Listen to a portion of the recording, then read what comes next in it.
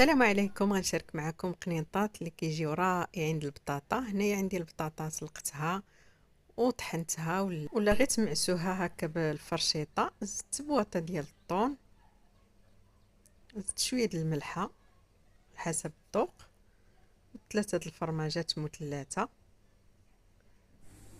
وشويه ديال البصار والثومه بودر. الا ما كانتش عندكم ديروا واحد الضريس صغير ديال الثومه، حكوه صافي. كنخلطوا هاد الشيء مزيان مزيان حتى كينسجموا لينا العناصر، وكنشوفوا الملح على حسب الذوق. صافي غادي نوجدوا الوريقه ديالنا ونبقاو نعمروا فيها، وغادي ندخلهم ان شاء الله للفران. صافي غادي نديروها على شكل القنينطات،